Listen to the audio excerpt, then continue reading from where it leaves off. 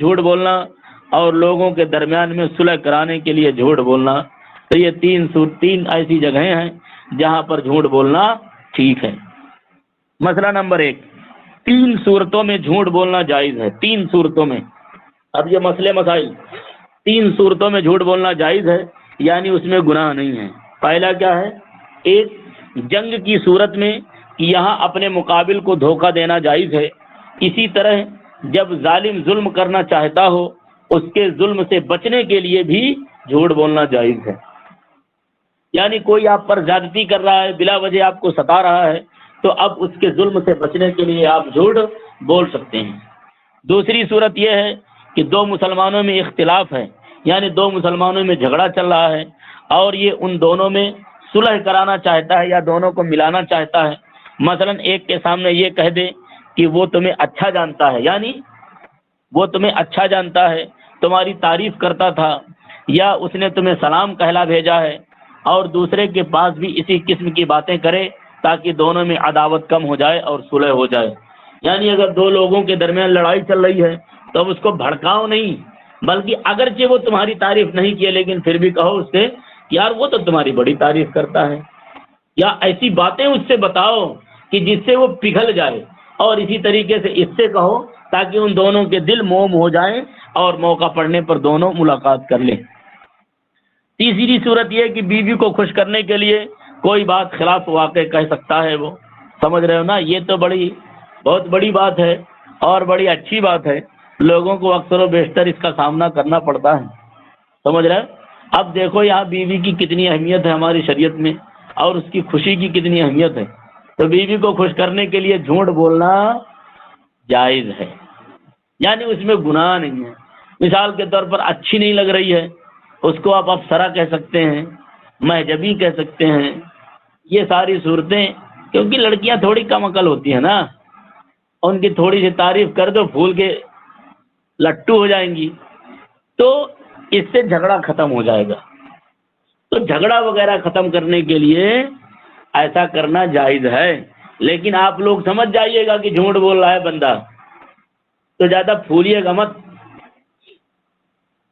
چلو اتنا رہنے دیں، اور ہاں تھوڑا سا اور ہے۔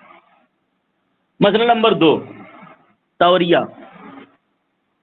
یہ 3 صورتیں جو جھوٹ بولنے کی ہیں صرف یہیں تک ہیں، اتنی ہی جائز ہے، اس کے علاوہ تمام صورتیں ناجائز ہیں۔ اور ان 3 صورتوں میں بھی ہمیشہ بھلائی کا پہلو اختیار کریں آپ، اور جہاں تک ممکن ہو تو نہ بولیں بہتر ہے۔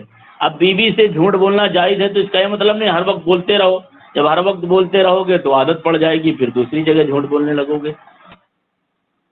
مسئلہ نمبر 2، توریہ یعنی لفظ کے جو ظاہر معنی ہیں وہ غلط ہے مگر اس نے دوسرے معنی مراد لیے جو صحیح ہیں، ایسا کرنا بلا حاجت جائز نہیں، اور حاجت ہو تو جائز ہے۔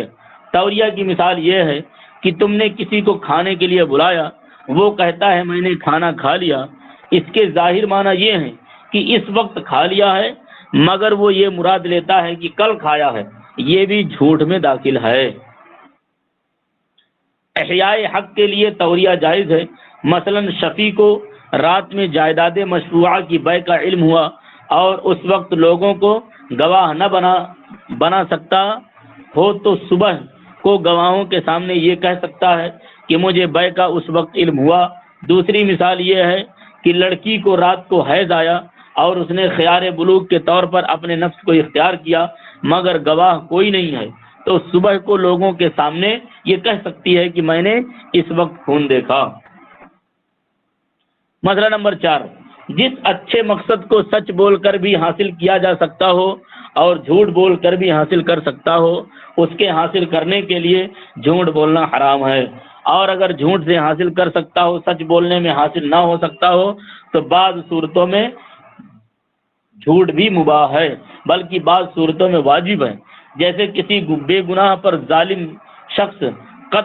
کسی بے گناہ کو ظالم شخص قتل کرنا چاہتا ہے یا ایذا دینا چاہتا ہے، وہ ڈر سے چھپا ہوا ہے، ظالم نے کسی سے دریافت کیا کہ وہ کہاں ہے، یہ کہہ سکتا ہے مجھے معلوم نہیں، اگر یہ جانتا ہو یا کسی کی امانت اس کے پاس ہے، کوئی اسے چھیننا چاہتا ہے، پوچھتا ہے کہ امانت کہاں ہے، یہ انکار کر سکتا ہے، کہہ سکتا ہے کہ میرے پاس اس کی کوئی امانت نہیں ہے۔ کسی نے چھپ کر بے حیائی کا کام کیا ہے، اس نے دریافت کیا گیا کہ تو نے یہ کام کیا، وہ انکار کر سکتا ہے، کیونکہ ایسے کام کو لوگوں کے سامنے ظاہر کر دینا یہ دوسرا گناہ ہوگا۔ اسی طرح اگر اپنے مسلم بھائی کے بھید پر مطلع ہو تو اس کے بیان کرنے سے بھی انکار کر سکتا ہے۔ اگر سچ بولنے میں فساد پیدا ہوتا ہو تو اس صورت میں بھی جھوٹ بولنا جائز ہے، اور اگر جھوٹ بولنے میں فساد ہوتا ہو تو پھر کیا کہتے ہیں، جھوٹ بولنا حرام ہے۔ اور اگر شک ہو کہ معلوم نہیں سچ بولنے میں فساد ہوگا یا جھوٹ بولنے میں، جب بھی جھوٹ بولنا حرام ہے۔ جس قسم کے مبالغہ کا عادتاً رواج ہے لوگ اسے مبالغہ ہی پر محمول کرتے ہیں، اس کے حقیقی معنی مراد نہیں لیتے، وہ جھوٹ میں داخل نہیں۔ مثلا یہ کہا کہ میں تمہارے پاس 1000 مرتبہ آیا، 1000 مرتبہ میں نے تم سے یہ کہا، یہاں 1000 کا عدد مراد نہیں بلکہ کئی مرتبہ آنا اور کہنا مراد ہے۔ یہ لفظ ایسے موقع پر نہیں بولا جائے گا کہ ایک ہی مرتبہ آیا ہو یا ایک ہی مرتبہ کہا ہو، اور اگر ایک مرتبہ آیا اور یہ کہہ دیا کہ 1000 مرتبہ آیا تو جھوٹ ہے۔ مسئلہ نمبر 8،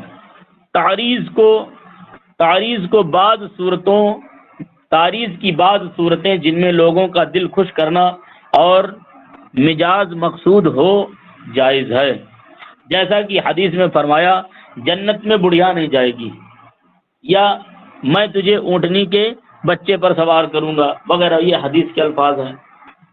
ایک بڑھیا نے حضور صلی اللہ علیہ وسلم سے پوچھا کہ جنت میں میں جاؤں گی کہ نہیں جاؤں گی؟ حضور صلی اللہ علیہ وسلم نے فرمایا جنت میں بڑھیا نہیں جائے گی۔ تو یہ تو صرف کیا کہتے ہیں تعریض تھا اور دلجوئی کے لیے کہا گیا تھا۔ تو اگر مذاق وغیرہ ایسے دلجوئی کے لیے یا کیا کہتے تھوڑی تفریح کے لیے کیا جائے تو جائز ہے۔ ٹھیک ہے۔